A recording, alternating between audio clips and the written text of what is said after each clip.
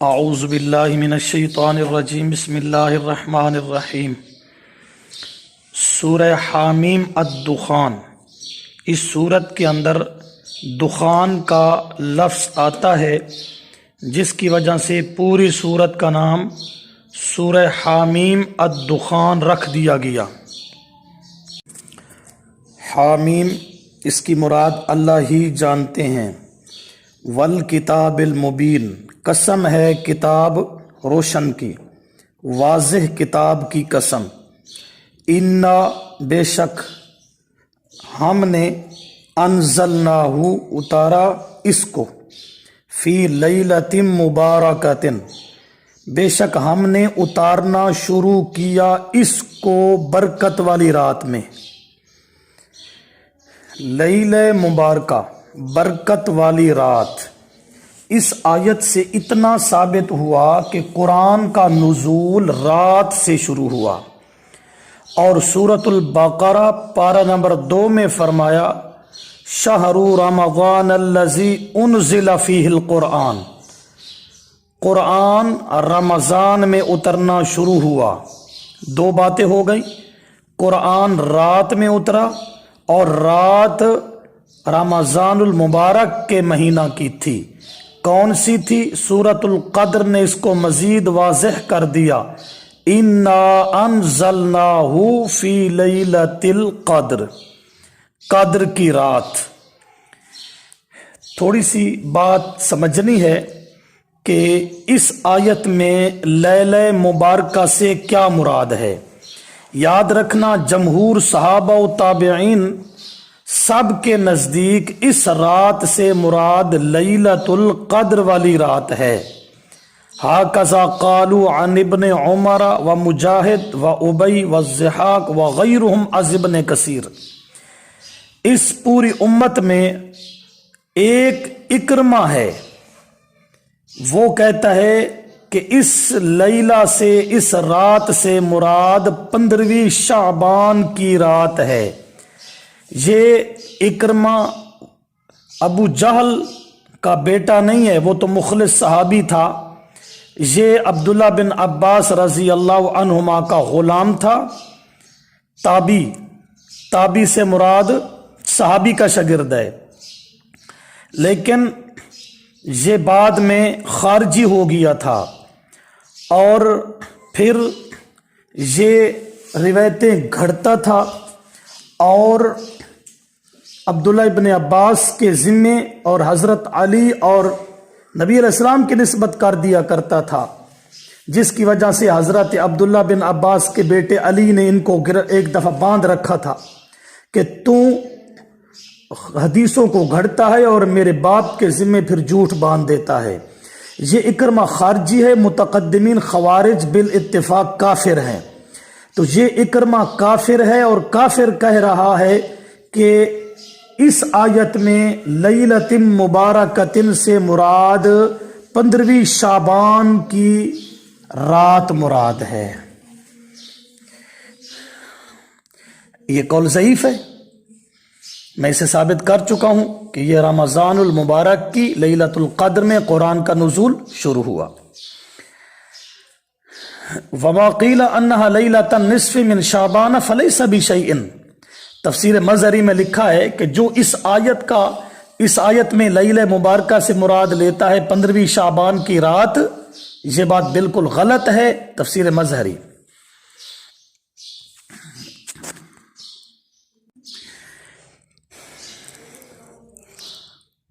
اسی طرح اس آیت کے تحت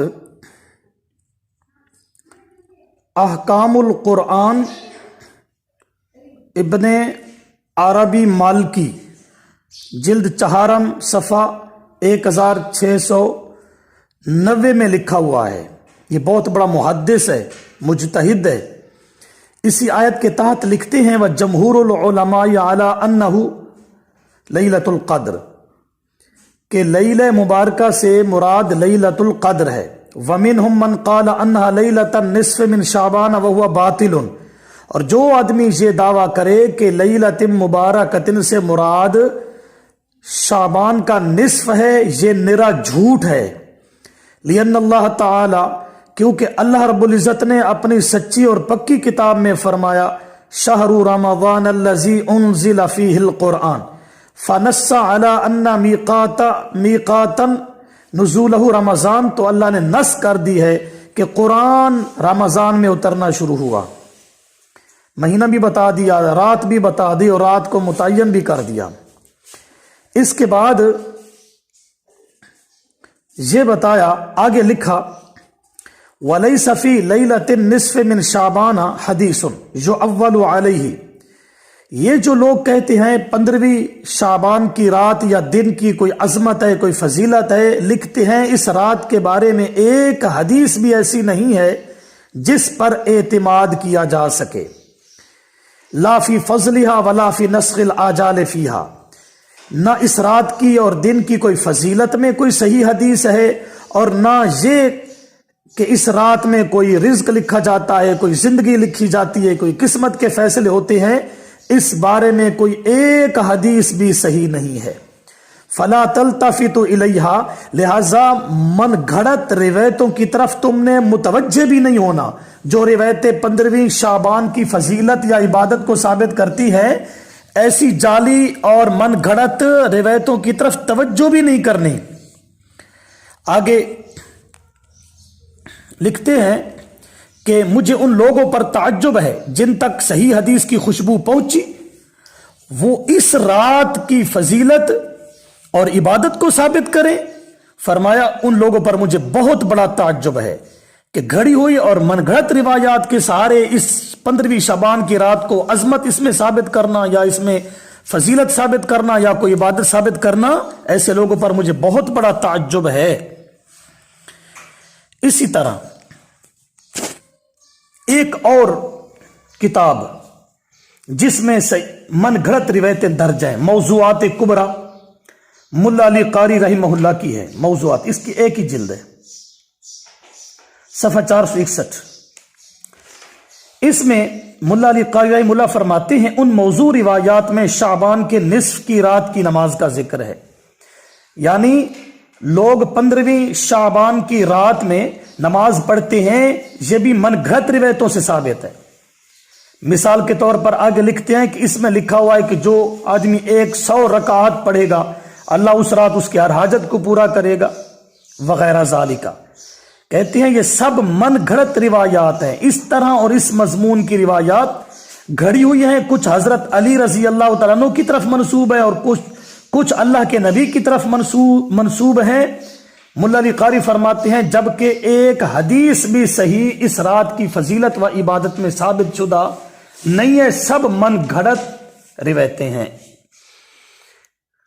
इसी तरह एक बात याद रखना कि 15वीं शाबान की रात या दिन की फजीलत या इबादत ये अहले इस्लाम के मजहब में नहीं है, अहले तशय्यो के मजहब में है। इस्लाम में इसकी ना कोई फजीलत है, इस रात की ना कोई इबादत साबित है।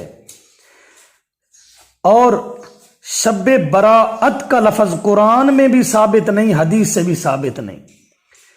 और ये जो लिखा जाता है कि शब्बे बरात में रिज्क लिखा जाता है, जिंदगी लिखी जाती है, इस बारे में रिवायतें बड़ी हैं, नबी के जिम्मे हैं, सहाबा से भी हैं, सहाबा के जिम्मे लगाई गई, लेकिन एक भी हदीस सही नहीं है। सब यहूद की वाहियात खुराफात हैं और आले तशय्यो ने घड़ी हुई हैं। बहवाला तफसीर अनवारुल बयान जिल्द नंबर 5, इसी तरह तफसीर कुर्तबी जिल्द नंबर 16, इसी तरह जवाहिरुल कुरान जिल्द नंबर 3 इसी आयत के तहत, इसी तरह अगलातुल अव्वाम सफ़ा 461, ये इमाम अशरफ अली थानवी रहमतुल्लाह की है। मौज़ूआत इब्न जौज़ी सफ़ा 128, इन तमाम किताबों में लिखा हुआ है कि इस रात की कोई फजीलत व इबादत साबित नहीं। शब का माना होता है रात, बरात का माना होता है बेजार होना। इस रात अहले तशय्यो सहाबा किराम की मुकद्दस हस्तियों से बेजारी का और तबर्राबाजी का ऐलान करते हैं। इसी वजह से इस रात का नाम पड़ गया शब्बे बराअत बहवाला तुहफतुल अव्वाम, क्योंकि शिया का नजरिया है कि इस रात में इमाम महदी पैदा हुए, इसी रात में आएंगे।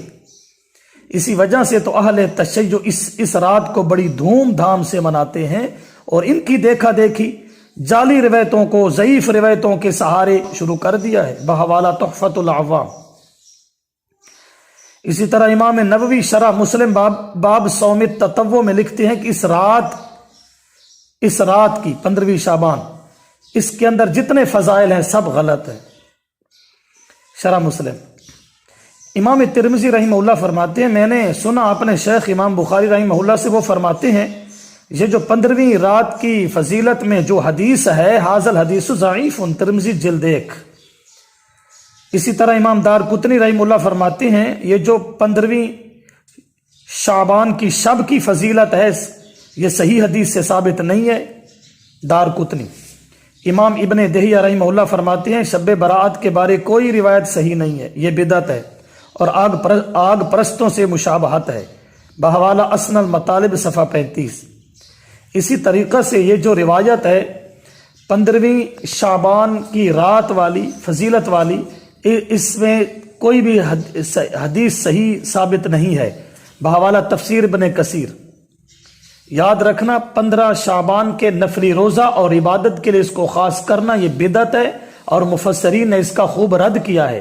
مثال کے طور پر امام ابن تیمیہ نے کتاب المنار میں، معارف الحدیث کے اندر نعمانی نے، مفتی محمد شفیع نے معارف القرآن میں، غرائب القرآن میں امام نیشاپوری نے، امام جلال الدین سیوطی نے الامر بالاتباع والنہج میں، عبدالحق لکھنوی نے الآثار المرفوعہ میں، کتاب الحوادث میں، کتاب الباعث میں، اور امام محمد ابن وضاح نے البدعۃ والنہج صفحہ 46 میں، تمام مستند لوگوں نے اس رات کا خوب رد کیا ہے۔ لہٰذا اس رات میں کوئی حلوہ پکانا، اس عبادت کرنا، دن کا روزہ رکھنا، اس فضیلت کو متبرک سمجھنا، جس طرح ٹی وی والے مولوی سمجھتے ہیں اور بیان کرتے ہیں، سب جعلی روایتیں، ضعیف روایتیں ہیں، ضعیف بزرگوں کے قول کٹورے ہیں، کوئی صحابہ کی طرف منسوب ہے، کوئی نبی علیہ السلام کی طرف منسوب ہے۔ یہ رات اسلام میں اس کی نہ کوئی فضیلت ثابت ہے، نہ عبادت ثابت ہے، نہ کوئی کھانا پینا ثابت ہے، جس طرح لوگ عید بنا کر کھانے پیش کرتے ہیں۔ لہٰذا یہ سب خرافات و واہیات ہیں، اللہ پاک ہمیں اس سے محفوظ فرمائے۔ فیہا فضیلت لیلہ، اس رات میں یفرقو فرق متفرق کیے جاتے ہیں، یعنی لکھے جاتے ہیں، بحوالہ تفسیر مدارک، امرن بڑے بڑے کام جو ملائکہ کے حوالے کیے جاتے ہیں، جیسا کہ قحط اور جنگ بدر میں مشرکین کو ذلیل کرنا۔ تمام چھوٹے بڑے کام مراد نہیں ہے، کیونکہ ملائکہ کو سب کاموں کا علم نہیں ہو سکتا۔ کچھ لوگ یفرق کل امر حکیم سے مراد لیتے ہیں کہ 15ویں شعبان میں اللہ پاک رزق اور زندگی کے فیصلے کرتے ہیں، یہ جھوٹ بولتے ہیں۔ یفرق کل امر حکیم سے بڑے بڑے کام جو ملائکہ کے حوالے اللہ نے کر دیے ہیں وہ مراد ہے۔